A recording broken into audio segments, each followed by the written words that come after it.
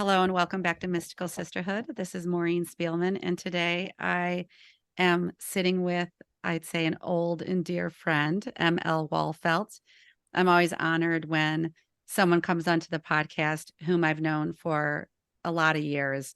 And ML, you and I met, I think, probably maybe on a playground somewhere, but I think it really was in Susan Lucci's circles is where we began to know each other. And so Susan was on a former podcast. And I do love this idea of bringing our local voices to the foreground because I think we've got many of them where we live right outside of Chicago. And I'll say too that ML is a certified breath coach. And we're going to talk about how you got started in that. But I love how, on your website, it's very kind of grounding and humanizing how you've written, I'm a daughter, wife, mother, friend, business owner, joy seeker, and light spreader in no particular order. We know everything's a spiral, right? Right. Nothing's linear. So I love that you pointed all those out because I would imagine too that those listening today, those coming to seek your work are many of those things too.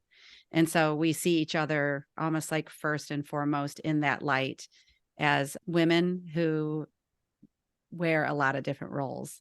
So welcome to the show. Thank you so much. I'm so excited to be here.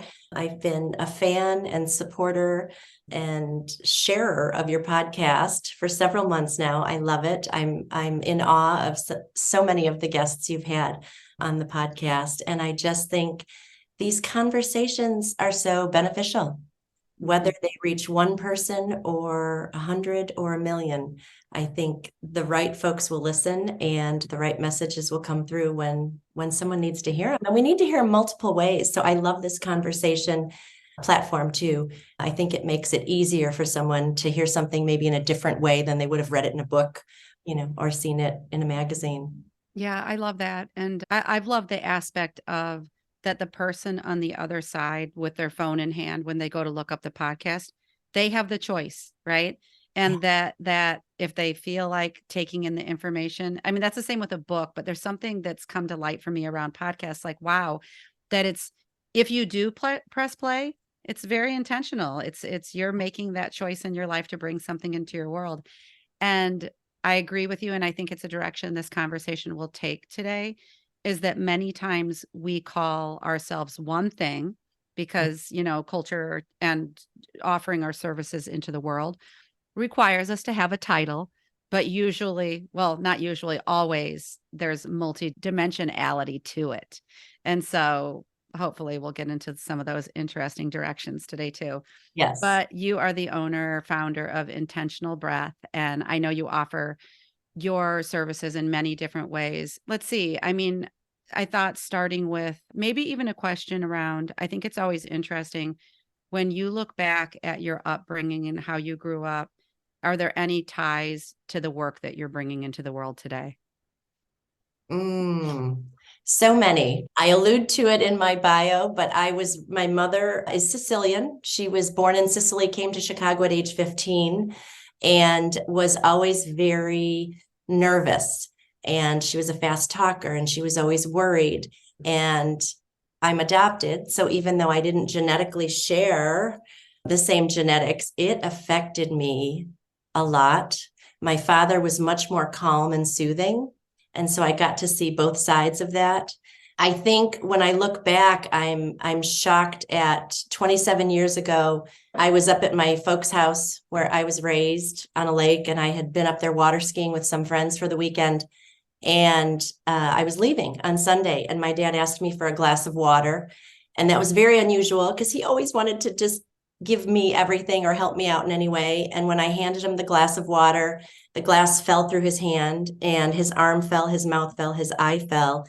And 27 years ago was well before we knew the signs of a stroke, but somehow intuitively I knew he was having a stroke. I called the hospital because they lived very far away from a hospital. And I said, I'm bringing my dad and he's having a stroke. And they said, we'll be waiting for you at the emergency room entrance with a stretcher and a tank of oxygen. So that was really an interesting entryway to me starting to go down the path of neuroscience, and he had a left brain hemorrhage. They weren't sure how much of his capacities he would regain. So I started reading about the brain and blood in the brain and why is oxygen so important to the brain. And so that really, when I look back, that was just, that brought it all together. And my love for him and wanting to help him and moving me down that path of discovery of oxygen and the brain, really, I just kept going. Even though I was working in a different field, I kept studying the brain. I went down the path of why oxygen is so important for our bodies. He had a heart surgery 7 years later, which then led to vascular dementia the last probably 7 years of his life, which again was difficult. He started physically acting out and became an angry person, which he never was. So much of that and trying to ease the pain for my parents and be of assistance led me to meditation and breath work. And life was getting crazy and busy and his health was getting worse, but I was still working and trying to raise 2 girls. They were discovering stressful circumstances at school, life, just life, all of us. And I think the pinnacle was I laid in bed one night about 12 years ago, and I could feel my heart pounding out of my chest while he was traveling for work. And I couldn't stop the voices in my head. And I remember opening up my laptop at midnight, searching for something to help calm me, calm my fears, quiet the voices in my head, and try and get a good night's sleep. Not surprisingly, that led me to meditation and starting to research meditation, go on retreats, read books, take out CDs. And I found, personally for me, breathing meditations were the easiest for me to concentrate on and focus on. So that was kind of the second point that led me again to breathing, breath work. Yeah. But You you don't follow. know this. Yeah. You don't know this when you're going through it. No. You're grasping for. Yes.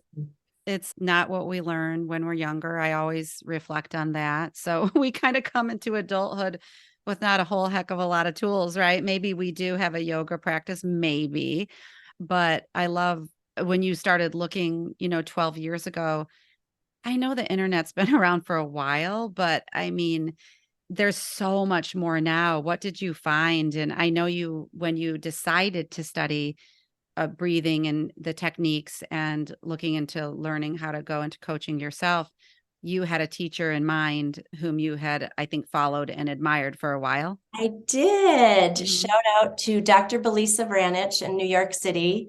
In 2016, she wrote the book Breath, and I read her book in a day, and it was the first time somebody really went into the anatomy of the body and made the connection for me on how we're supposed to breathe, why we're supposed to breathe a certain way, and how that will affect our physical systems in our body, as well as our mind and our emotions. And I was thrilled. And I would go to New York 2 to 3 times a year for work. And I thought, I've got to get out to her and take a class.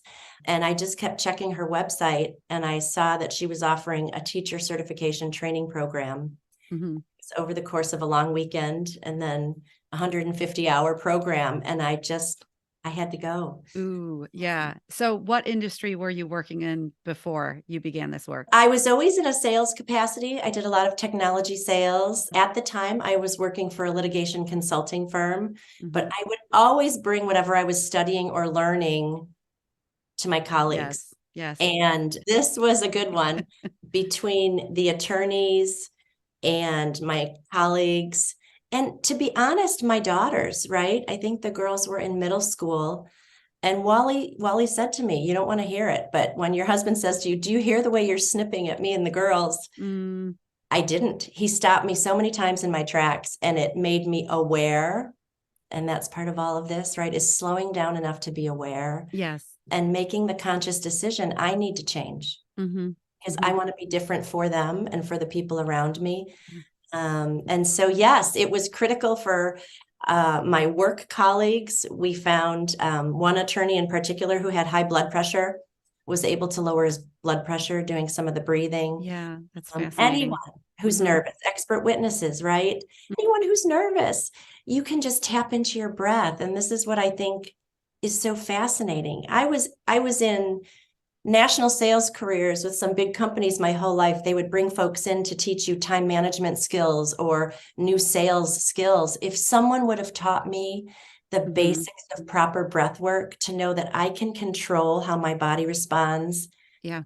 to anything at any point in time, Well, it's right. powerful, Yeah. powerful. It makes me think of too right now in such a beautiful way. And we know this because we're so connected with the internet, but and social media, there has been this real growth of coaches, but also the knowledge base that's coming out of around trauma and Yeah, how to calm your nervous system. yeah. So I'm thinking that that's a direct through line, the breath work to helping rewire. I don't know how you call it with the nervous system. I know we kind of like rewire and lay down new grooves for the brain, but that's the case, I'm sure, with the nervous system too. Well, yeah, and and the beauty of this breath work I teach is I want you to know how your body was designed to work because it's Mm, fascinating. Your yeah. breath is part of your autonomic nervous system, and there's two modes, rest and digest and fight or flight. And your vagus nerve pays attention to how you're breathing. I Hmm. didn't learn till I trained with Dr. Belisa. I was a breath holder for over Hmm. 25 years in my corporate life, Yeah. which explains why I would end up at the emergency room once or twice a year and they Yeah. would give me muscle relaxers and anti-inflammatories and say, go on your way, you'll be fine. And I Hmm. said, but why is it happening? Yes. So I Yes. love teaching. And yes, so you can switch your nervous system mode and go from fight or flight to rest and digest on demand by switching your breath. Your diaphragm, which I teach you in a class where it is in your body. We've all heard Hmm. of diaphragmatic breathing, but do you know where it is and Hmm. how to engage it? Yeah. And that diaphragm muscle was designed to come down and lower 3 to 4 inches in your rib cage on every breath and then contract back up.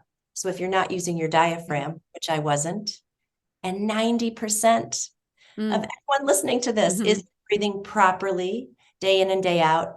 That diaphragm muscle was designed to come down and massage your organs, especially your digestive organs. Yeah. So if you're never engaging your digestive organs aren't getting the natural massage that they were designed to get through your beautiful I love anatomy. that. Yeah, Uh, I've had a lot of treatment around my lymphatics, mhm. and the first step, no matter which area you're working on in your body, is always doing the belly breathing because that oxygenates the vascular and your lymphatic system. It gets it going, and that was always really interesting to me that that's the place they start. Well, and I learned through a dear friend who was a lymphatic drainage specialist that the immune system and the lymphatic system work together. And there are two ways to keep your lymph clear in your body. One is through moving your body, Hmm. and the other is through diaphragmatic breathing. So, Beautiful. again, I love for a lot of my corporate clients, I love using the science to say, hey, listen, this is how Yeah. your body was designed Hmm. to work. And if you're not breathing this way, you're going to have a whole host of issues. So, to get you to do the breathing, 2 minutes here, 3 breaths here, 5 breaths in the Yeah. car, it's going to help stop the cortisol and the adrenaline and the histamine that's spewing in your body. And it's going to keep you healthier. So, if you need to use that little nugget to get you to Yes. practice, do it. But trust me, you're going to feel so much better. You're going to sleep better. Your Yep. blood pressure is going to go down. You're going to be calmer. The Yeah. science has shown Hmm. diaphragmatic breathing really reduces the cortisol levels in our bodies. We know cortisol is the number one reason we have such inflammation in our bodies, and inflammation is what leads to 90% Hmm. of the diseases out there, right? Um, Absolutely. so the breathing lowers your cortisol, but in studies, they found it also increases your sustained attention. That's a good one. So again, Yeah. for teenagers or parents or my corporate clients, right? You want to be your most focused self when you're Yeah. working on something. Do the breathing. I love it. Yeah, and the one I want you to share, I don't know if you still use it when you do workshops because I've done a couple of your different teachings when you've come to local groups or we've requested you. We can talk about your like how to request your work at the end, but I always remember you said something about that when we go to school as youngsters that we tend to breathe. I mean, I'm sure it's disrupted if you are in trauma or you're different things in your life, but when we go to sit in the classroom, that's a critical time for our breathing to change. Yeah, well, the science has shown that we start to develop dysfunctional breathing patterns after the age of 6.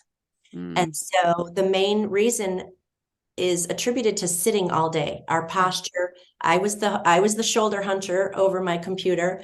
Our posture affects the way we breathe. Hmm. At 6, you start going on the playground. We talked about the playground, right? Yeah. And maybe the first person bumps you or pokes you, or you experience something that's not pleasant Mm, on the playground. And then we start to brace and protect our muscular corset. So it starts early and for a whole host of reasons. yeah. But your body wants nothing more than for you to breathe properly. And we were all born perfect breathers. And so I love to teach the class Mm, as, don't worry, be kind to yourself. It's going to all work out. You're going to reboot or reset yourself several times during the day. Make it fun. Don't make this hmm. a chore. I don't need you to do 45 minutes of breathing every day. You can do it in Right. all places throughout your day. And when I work one-on-one with somebody, we talk through their day. When do you start to feel worried, or when do you Hmm. start to feel stressed? And we Hmm. really work on fitting in 5 breaths here, 2 minutes of breathing here. The Yeah. cumulative effect at the end of the night when you lay down to go to sleep will have an impact. I love it. Yeah. I know it's reminding me to breathe right here. I was laughing earlier, to myself when you were talking because when your family calls you out on your stuff. And Sarah, my daughter, used to sit next to me. We would be watching a show together and she'd turn her head to me and she's like, Mom, you're not breathing. And I had no idea. I see it in my partner because that you can just see it when someone's holding everything and almost that shoulder girdle, the upper part of their chest. It's Yeah, fascinating. yeah, it is. And I love it. It has changed my life tremendously. You can ask my kids. They said I used to be a road rage driver when they Mhm, were mhm, younger. mhm, I used to speak a lot more and a lot faster. I'm much more quiet and I take in my surroundings. mm, mm. And it just has changed my health for the better. My sleep is improved and I'm just more present. And that kind of brings us full circle back to the meditation that I was trying to learn and study, which is about really just when I go to bed at night, I'm so much more fulfilled because I was just here with you Yeah. today, or I Mhm, was just with my daughter for 10 minutes. And I mhm, didn't need 2 hours with her, but those 10 minutes when I was fully mm. present and engaged were so fulfilling to me and to Yeah. her. Mhm. Yeah, I appreciate you saying that, ML, because it's said that these processes are free, they're inherent, they're part of us, and no one's trying to you don't really monetize. We learn how to do them ourselves, right? It's not a commercial thing, but it is here for us to learn and use and utilize in order to really connect with ourselves. Yeah, and it really can take us because you're talking about the physiological, like these are real health benefits when we can tap in, but also the emotional and almost like whatever someone calls it into almost like that. I was going to say spiritual, but like that soul fulfilling column, right? And when our lives can feel a lot juicier. And I always think of that word luscious and that's abundance, right? And when we start to build in these seemingly when we begin, like, you're kidding me, ML, like this is going to It change can't my be life. that simple. No, no. Right. And that's just not the truth of it. And I love the mystical sisterhood. I always think about it so much as let's learn how to take care of ourselves truly exquisitely. And that is first and foremost that byproduct for ourselves to understand ourselves, to honor ourselves, and to elevate the way we treat ourselves. And that's just going to be exponential on the outside. But the feelings we get, the quality of life that comes from that you're describing, like when your head hits the pillow, it feels to me like very full or satisfied. Oh, Mhm. yeah. And I mean, I'm sure, like, I know many of the women in our community, right? I wore that badge of I can do 18 things at once. Oh, yeah. And that's not the way we're supposed to do it. Yeah. And it Yeah. comes back to that focus and the attention Hmm. of being here now. And it just has such a powerful impact on, I'm a better listener. I Yeah. think people feel Hmm. like when I'm with them, I am really just with them. and then I can move on to the next task.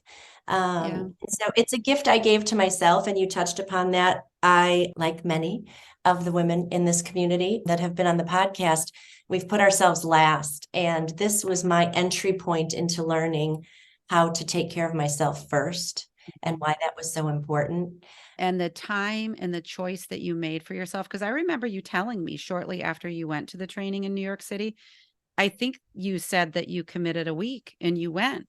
And those are not easy things to do when you're raising children, and we have a lot of responsibilities. It's not easy to do. And I know for many, many years you've been taking care of, aging parents, and to give ourselves permission to take up time and space.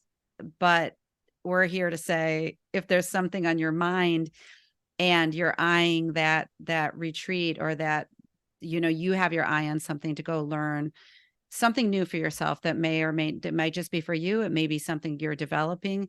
Take the time for yourself. It's so important. And, that's why, like, for you probably didn't know it, but you then became a mentor to me. You became someone I'm like, oh, well, if she did it, then maybe I can do it. Yeah. Oh, Hmm. that's beautiful. Hmm. Yeah, and I don't, I would say to people, try different things. When I teach the breath work, I often say it is one small slice of the full pie that is your well-being care of you. You should move your body a little bit each day. You should try to eat healthy. You should try to get a good night's sleep. You certainly should go to therapy or counseling or a doctor or take medications, but you can always start with the breath as your foundation. You don't need a tool or a device or your best friend. You Hmm. can do it anytime, anywhere, and try it and see if it helps, if it can Yeah. give you kind of that first step toward maybe seeking some other tools as Hmm. well. It's a Would you say, like, in the format of the podcast today, is there a brief or simple exercise that we can bring the listener through, as long as they're not driving? Oh, yes. Yes, yes, yes, yes. So I love, because this actually ties back to my dad. He had high blood pressure, and he did not tell anyone in our family that the doctor said, you have high blood pressure. I'm going to give you a month to get things under control. He didn't, and he had a terrible stroke.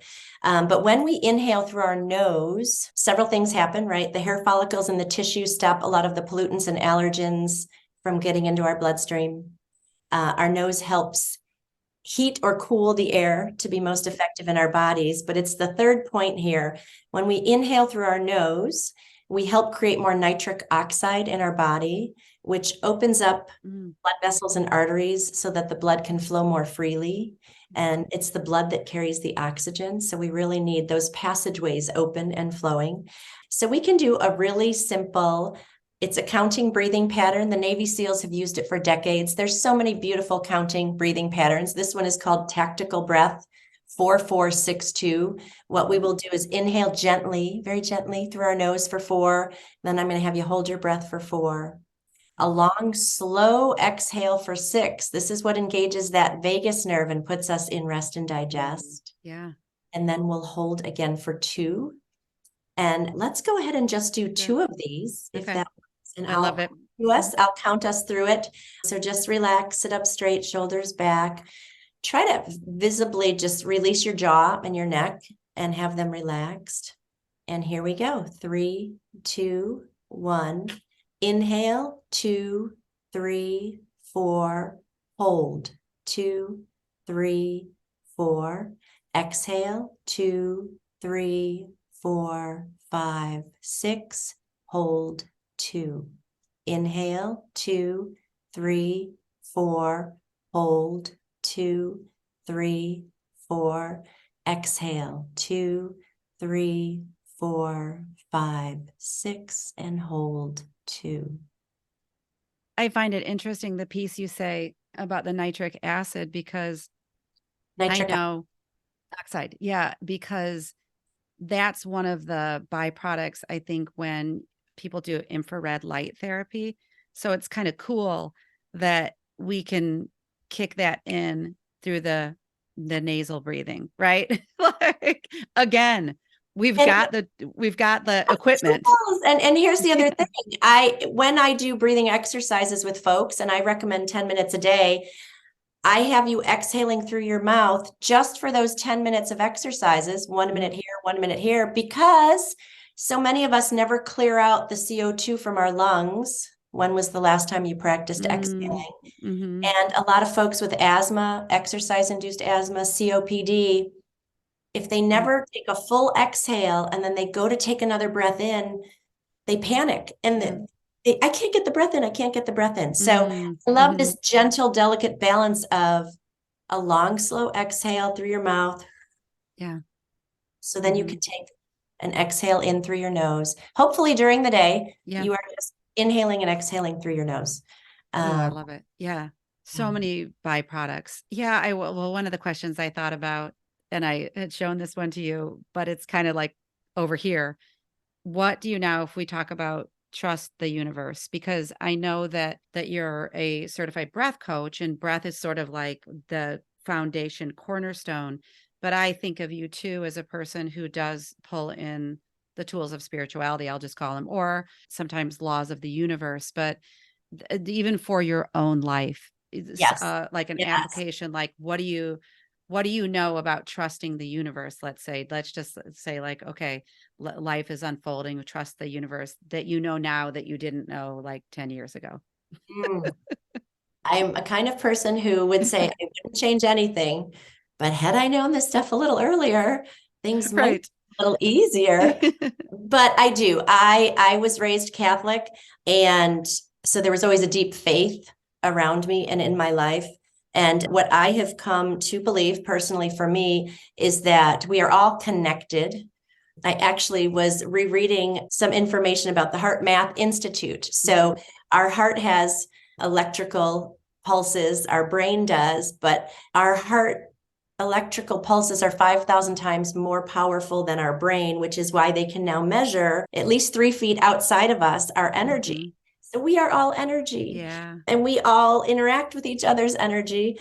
And your breath is your life force or energy. It is very powerful, and it can keep you healthier and happier and more connected. But for me, it has given me just a deeper connectivity to all the energy around me, what I like to call, you can call it whatever you want, the divine, God, your higher power, source energy. I find it very comforting.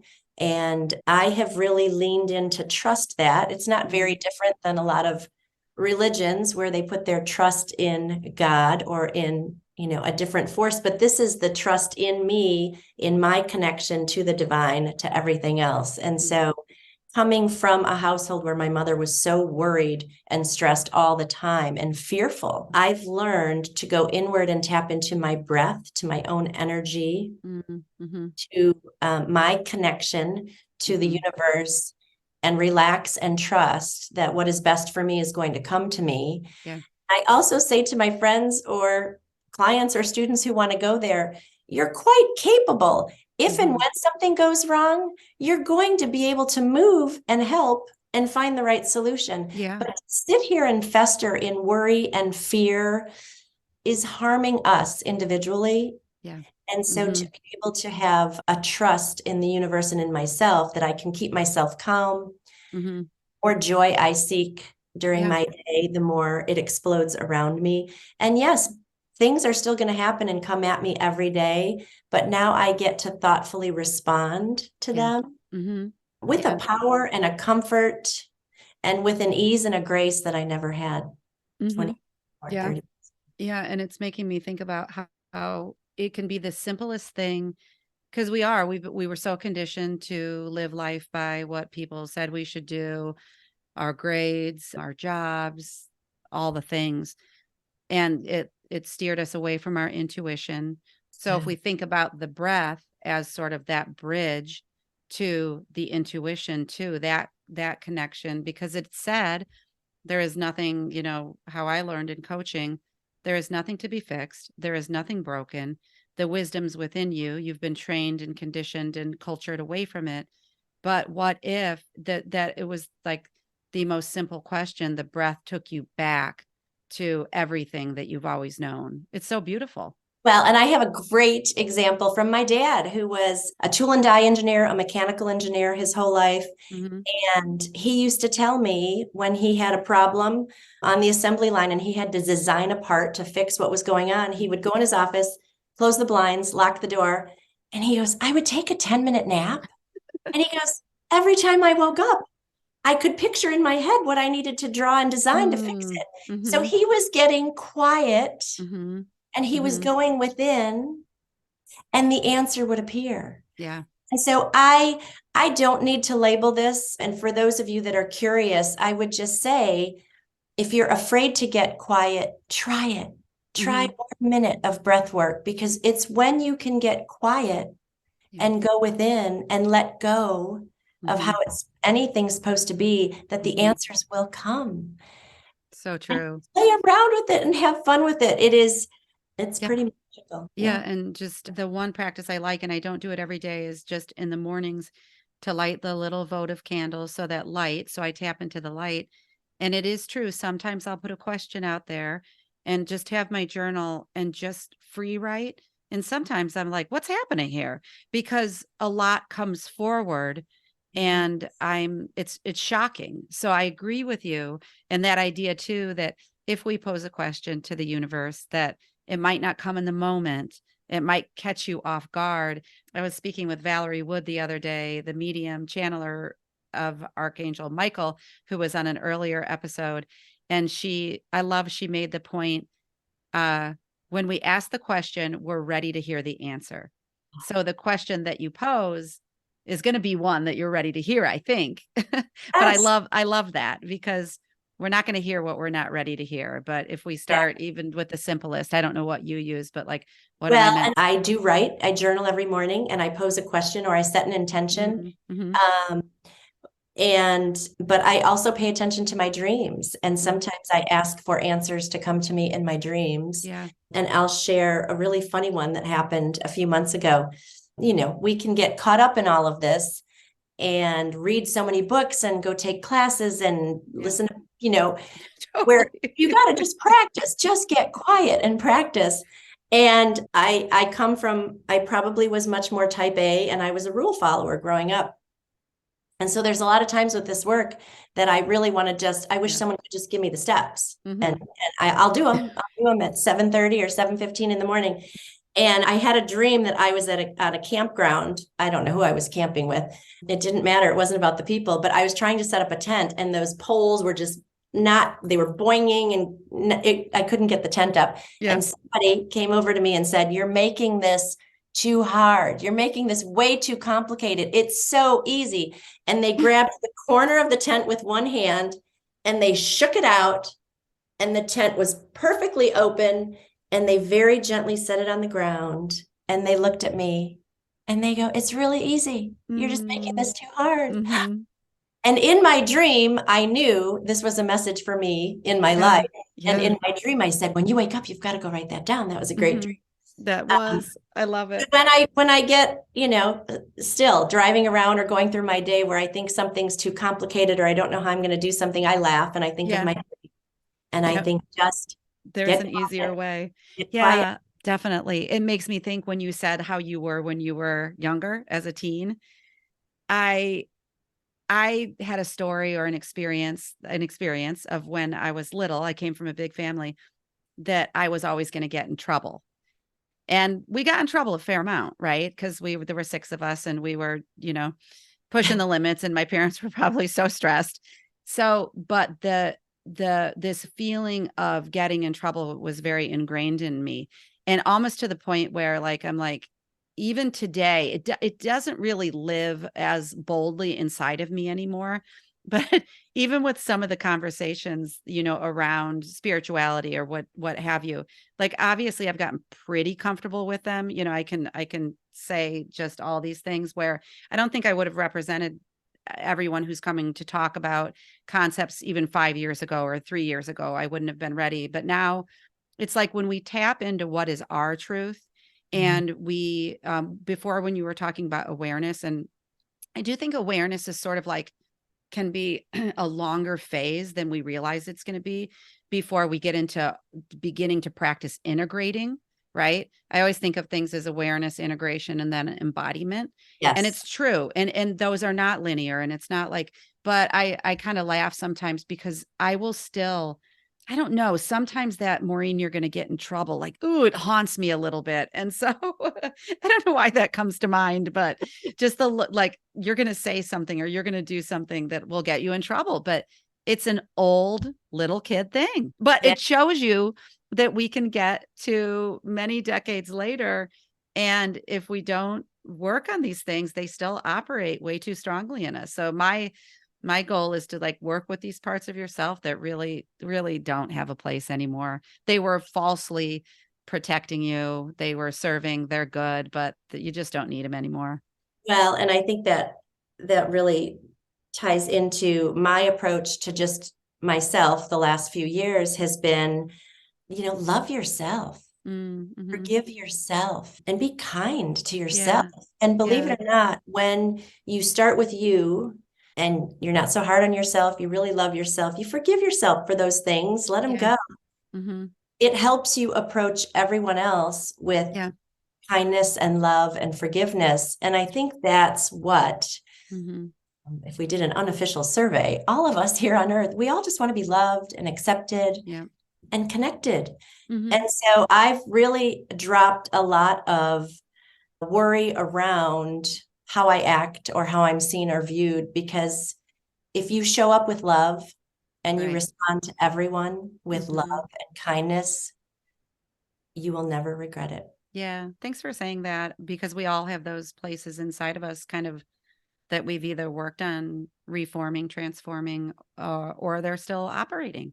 Yeah. And that's that we're all human. We all carry these things. I think that, you had mentioned to me earlier, and it was really valuable is that kind of role of forgiveness that has become really important to you. But, you know, that when we begin to practice what that looks like, because forgiveness and I feel like resentment sometimes and the things that we feel like we're justified in and we can't let go of them, that there are ways to unravel and loosen and allow those not to have as much of a grip on us. And that's a process.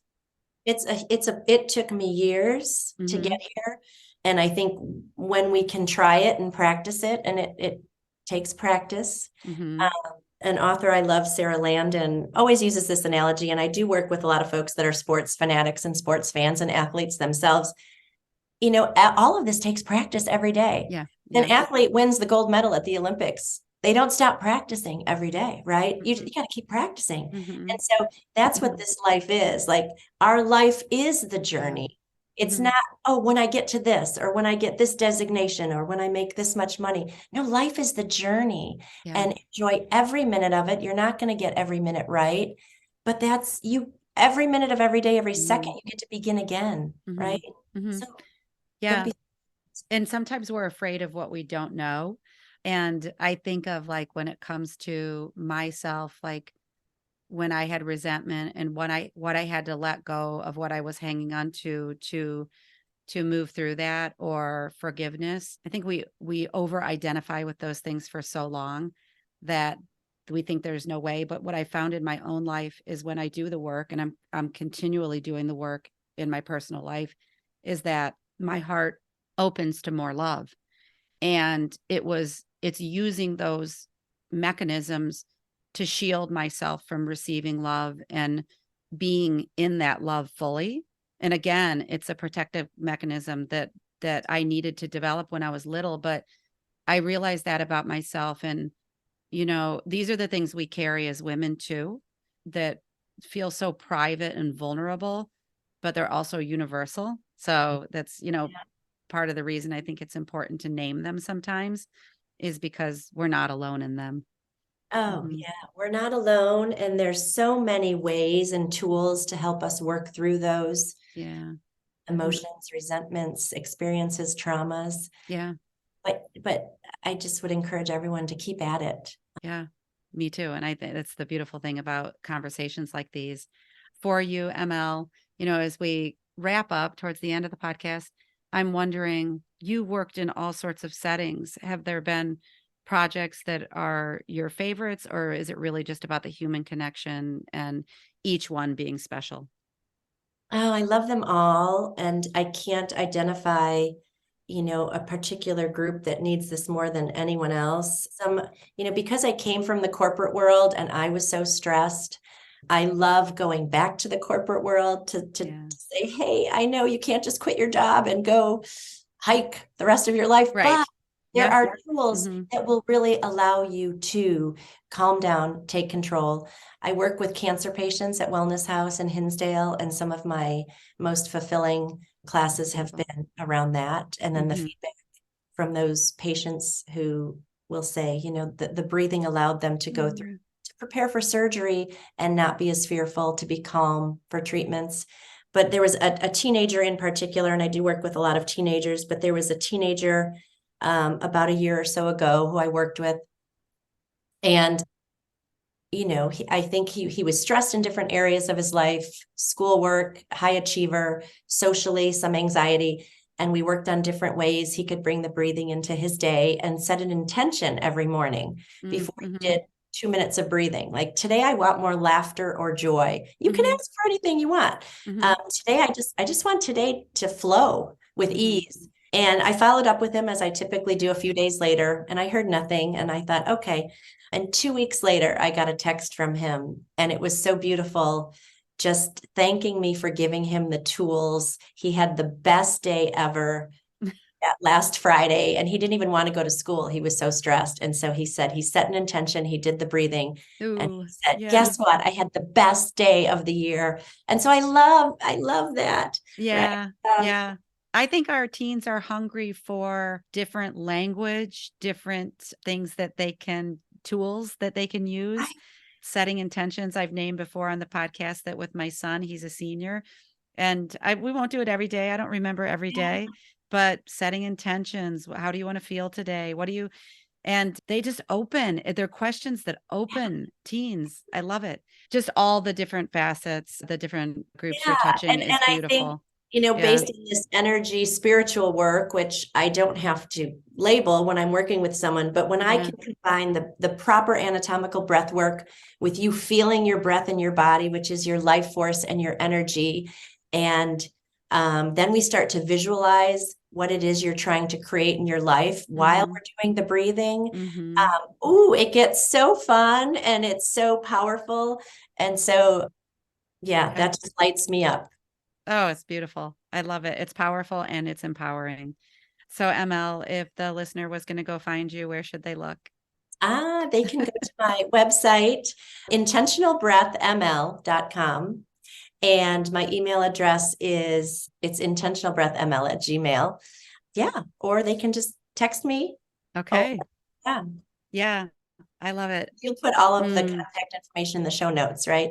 Yeah, yeah. And I'll just say, because I had forgotten to touch upon it, just as women, so many of the women listening are at midlife, and just the importance of bringing these tools into our lives as we juggle so many things. Yeah. Maybe younger children, teens at college, the worries that go with that, taking care of aging parents, that these are real tools just to start to introduce and lean upon. Yeah. Yeah. I think they will add a level of calm and peace and ease that you just didn't know you could find inside Mhm. you. Yeah. And so it's worth giving it a shot. Yeah. Yeah. So I learned from you today, just following the threads that show up in your life, being very intentional, putting away that fear when you go to try new things, and just take time for yourself. Take time for Yeah. yourself. And then we're blessed, obviously, with this lovely community of friends and colleagues Yes. and other women trying to find our way together. So I would Yeah. say, no matter where you are listening to this, find your people and and support each other and have each That, other's backs. that's Yeah. beautiful. Well, thank you, ML, for being here today. And I'll put all the resources in the show notes so people can find you. Wonderful. Thank you so much. You're Thank you. welcome. Take care. Thanks for listening to this episode of Mystical Sisterhood. To learn more about my one-on-one coaching programs or join the Mystical Sisterhood membership, visit MaureenSpielman.com or mysticalsisterhood.com. Thanks so much. I'll see you in the next episode.